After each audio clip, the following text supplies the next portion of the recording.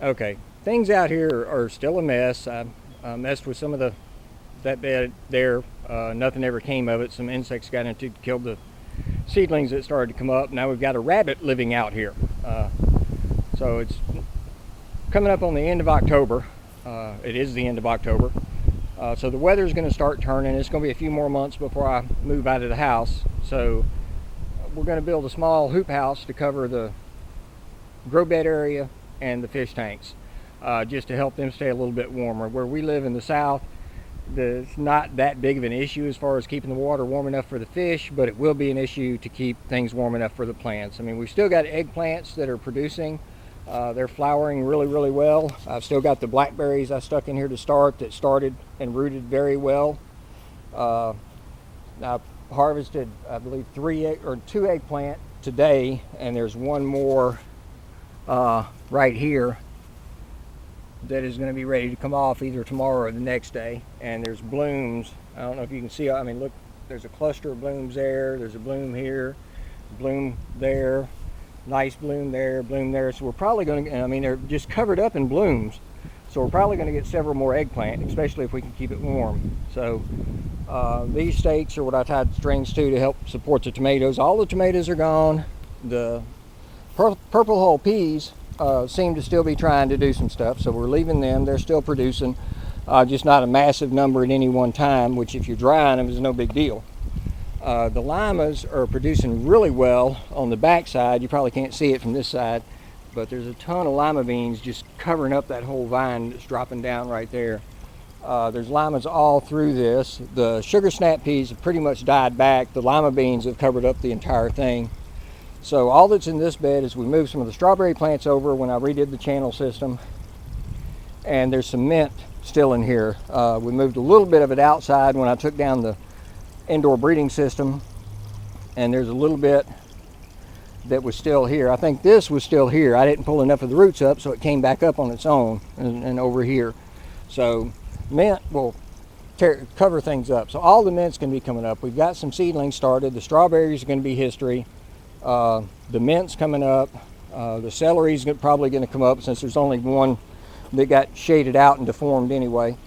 So the beds are pretty much going to be emptied as soon as the seedlings are ready to come out here. And like I said, I dropped the channel system down so that I can put net pots in it with lettuce and other stuff, but I dropped it down so I don't have to use a pump on it anymore. I've got a valve on it over here. You notice it's below water level there, so it's just gravity feed now. I can adjust the flow in with the ball valve.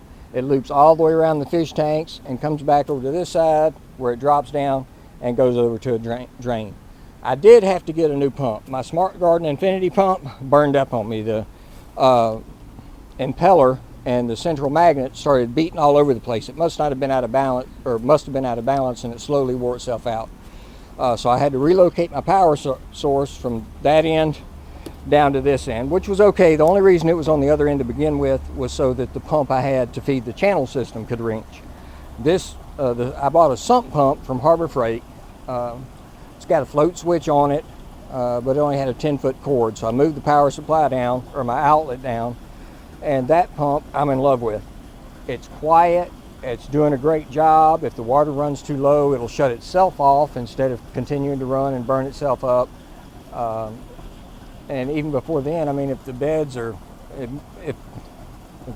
filling, it might shut off till the beds fill and dump, then it'll come back on. That'll be my cue that I need to start filling things up.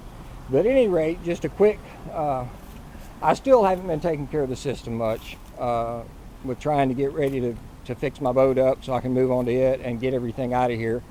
But the soon-to-be ex decided she wanted to plant some stuff, which, I mean, I need to try and keep the fish alive. I haven't found a new home for everything quite yet. I'm working on that. But Travis, got you in mind, brother. Okay, quick update. I had started a video on building the hoop house, so I'm going to do a little more on it today.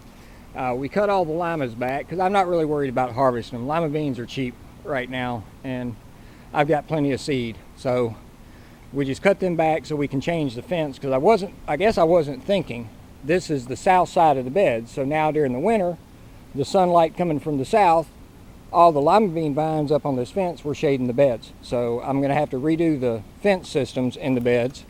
I think I'm just going to take and put a climbing wall against this end with the wire mesh, maybe one in the middle and one on the other end, and then just do some support wiring off the stakes again, off these stakes, just some ties back and forth to help support tomatoes and to get this eggplant back up.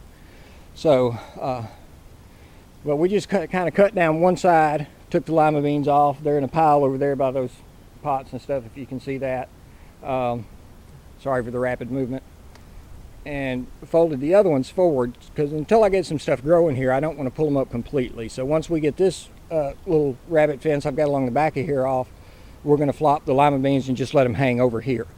Like I said, we'll take right here and we'll go across just from the front to back of the bed with a divider of the wire mesh, another one here and one on the other end, and that should take care of that. So but anyway, I went to Lowe's today and they had their little starter plants, seedlings, whatever you want to call them, half price. So I just went ahead and bought some stuff. We started some seeds, but we kind of started them late, so I went ahead and bought several 9 sheets, a couple of things of broccoli, a cauliflower, cabbage, some collards, some mustard greens, and spinach, and some other stuff.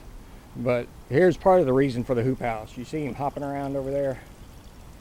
He comes hopping out of nowhere. A tame rabbit that we kind of adopted. He's in our backyard. He can't really get out, and the wife is feeding him, so he was eating everything in the beds. Okay, I finally got the eggplant pulled up and tied up like it's been needing to be the whole time.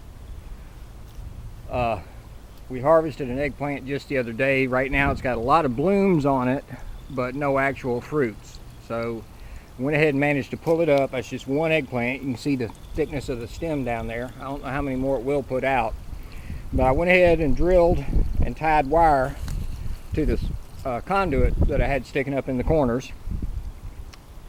So I tied 2 levels of wire all the way around, and then you can see it here better. I went through the center both ways, so that gives me 4 quadrants. So when these tomatoes root, I'll put 1 in each quadrant, and that will give me something to tie them to and support them to. So that's done. I still have to go through and clean out a couple of the grow beds a little bit, and that siphon and this siphon have a lot of roots in them I'm going to have to clean out. I've got 4-inch shields. They're really hard with the weight of this gravel. They're hard to grab and turn, so I'm going to drill holes in them so I can stick a rod through and use that to turn them. And the turning action will actually cut any roots, and then all I have to do is reach in and clear out the roots, and they'll be good to go again until they start to clog again, and then it'll be a matter of cutting the roots again. So like I said, the only place I have algae anywhere in my beds, as you can see, I mean, the top of this bed is perfectly clear. Okay, it's because we pulled this is where tomatoes were, we pulled a lot of roots out, so we stirred up over there. But even in this bed, where we obviously haven't done any digging, because I got blackberries rooting back there and I've got the eggplant, as you can see, there's only a small amount of algae right where the water pools on top of the gravel, because it's coming in and spreads out right there, so that it's always damp right there.